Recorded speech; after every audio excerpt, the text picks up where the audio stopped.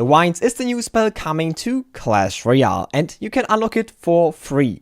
It's an epic card and it will cost 3 elixir, and the function of this spell is correct.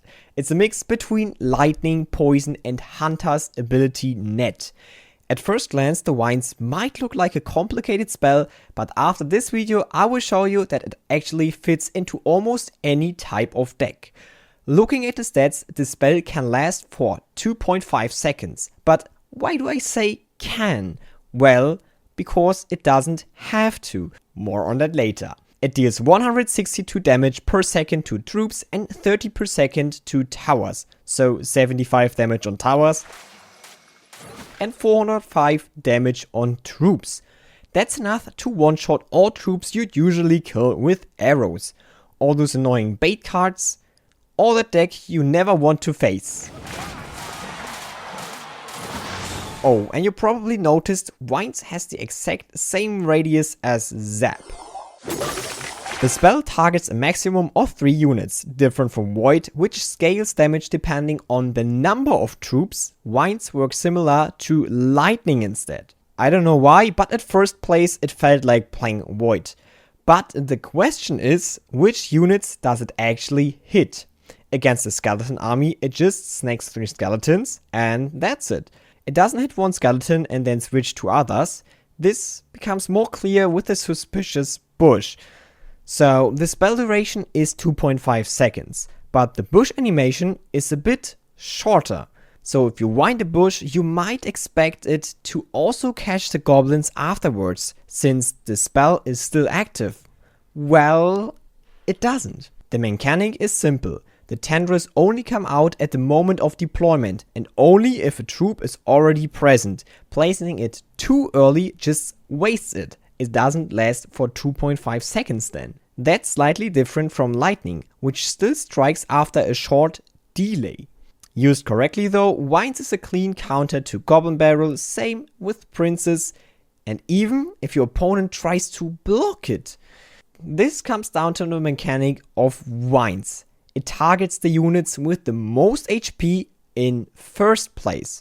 So if there's a skeleton army and a tank, the Vines will always grab the Hawk Rider. That also shows why it's not the best anti-swarm spell, but perfect for picking off a high valued card in the back. And since it's not a projectile, Monk can't reflect it, and it can always kill something like Firecracker no matter what.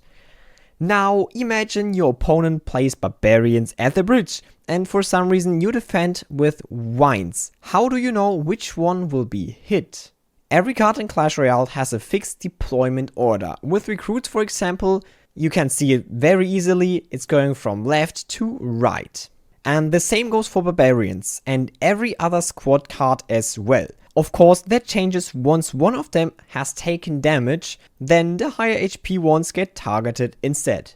Makes sense? Good, because there's something else to worry about. What the f is that? Flying troops get smacked down? Actually, that's a good thing. Suddenly my deck makes sense again. Sparky versus Lavaloon. Based on how Vines choose targets, you can shut down an entire Lava Hound push with Vines plus arrows. What used to be a Sparky player's worst nightmare is now a brilliant matchup for him. Yeah, making dump decks broken is exactly what we need. Something you probably already know, Vines reset charging troops and buildings. That means you can fully stop a Sparky or shut down an Inferno Tower that's burning your tank. But here's something you probably didn't know. Hawk Rider ignores Tesla.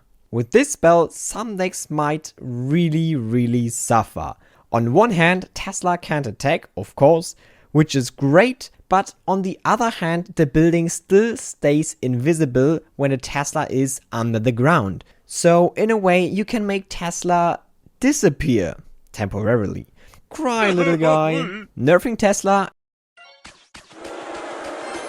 And with that, nerfing Expo as well is great. Good update, Supercell. Of course, there are other scenarios, especially in mid-ladder, that you shouldn't miss. Say you drop a Skami, with a good timing you can freeze a Valkyrie and a Wizard at the same time. Skeleton army plus mid-ladder reaction time, tough. This lets you defend pushes that before were only stoppable with freeze.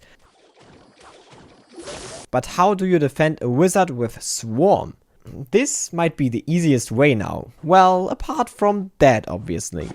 So, is the new spell broken? It can kill ranged attackers like Musketeer and it struggles against big swarms, but it can fully stop a Goblin Barrel, snipe backline troops without activating the King, resets buildings and charging units, grounds flying troops, combines multiple spell mechanics at once, brings back 2016 interactions for a cheaper elixir cost and works in basically every single deck.